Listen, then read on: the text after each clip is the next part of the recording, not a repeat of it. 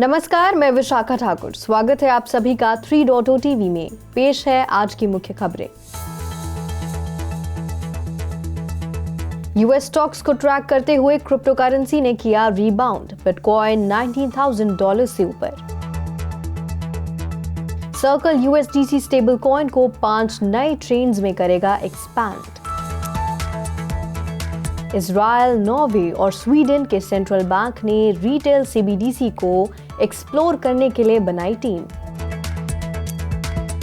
रीइंश्योरर री ने decentralised market को बिल्ड करने के लिए सीड राउंड में जुटाए $14 मिलियन। टायलर हॉब्स के QQL NFT प्रोजेक्ट ने सक्सेसफुल मिंट में जुटाए $17 मिलियन। मर्ज के बाद इशुएंसेस में गिरावट के चलते ETH एंटी इन्फ्लेशनरी बेट के रूप में निकल सकता है बिटकॉइन से आगे।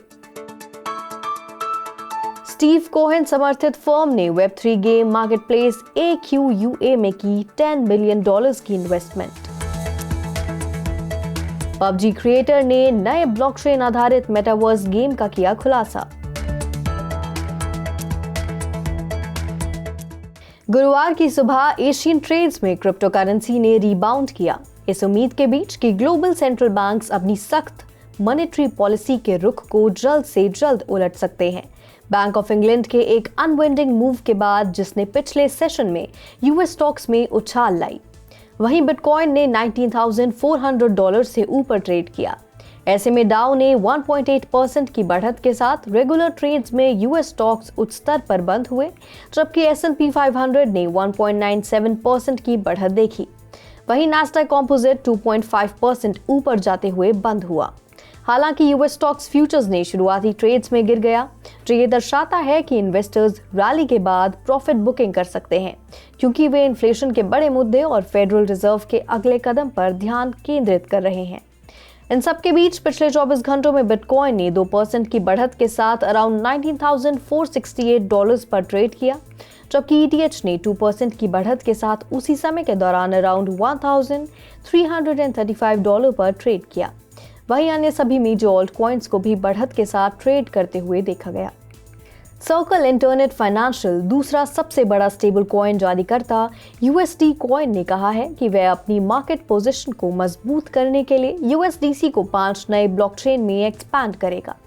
सर्कल ने अलग अलग ब्लॉकचेन के बीच USDC ट्रांजैक्शंस को बढ़ावा देने के लिए क्रॉस चेन ट्रांसफर प्रोटोकॉल नाम के एक टूल का भी खुलासा किया है।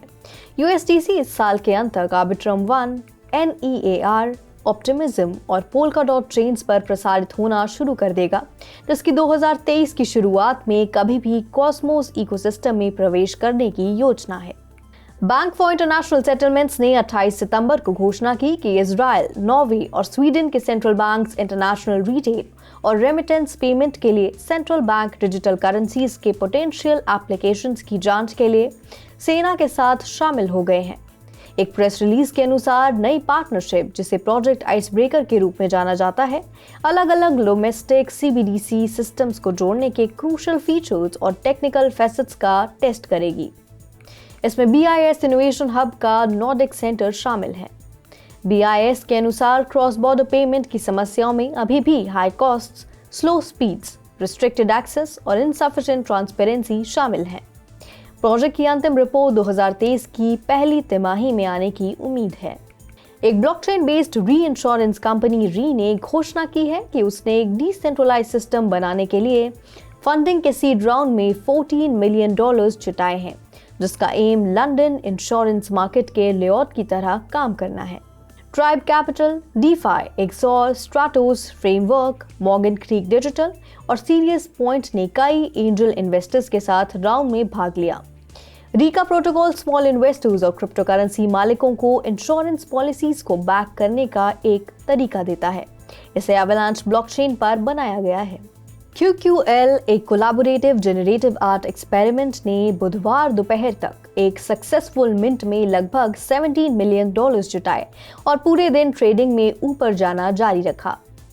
Unique NFT project visual artist Tyler Hobbs और जेनरेटिव आर्ट प्लेटफॉर्म आर्कीपेलेगो के को-फाउंडर डेंडेलियन वेस्ट के बीच कोलैबोरेशन है। सभी 900 मिंट पास की फाइनल प्राइस 14 ETH या लगभग $18,729 पर बंद हुई। टोटल प्रोजेक्ट ने लगभग $16.5 मिलियन के बराबर 126,000 ETH जुटाए।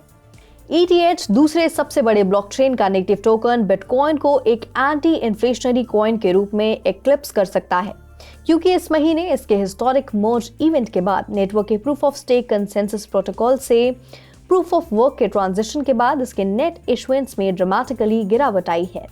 मर्ज के बाद के दिनों में इथेरियम की नेटिव क्रिप्टो करेंसी ETH की एनुअलाइज्ड नेट इशुएंस रेट मर्ज से पहले लगभग 3.5% की तुलना में 0% से 0.7% की रेंज तक गिर गई है। कुछ analytical tools annualised inflation rate को 0.19% पर रखते हैं। नेट इशुएंस रेट, जिसे इन्फ्लेशन रेट भी कहा जाता है, अनिवार्य रूप से एक्जिस्टिंग सप्लाई से डिवाइडेड न्यू सप्लाई है।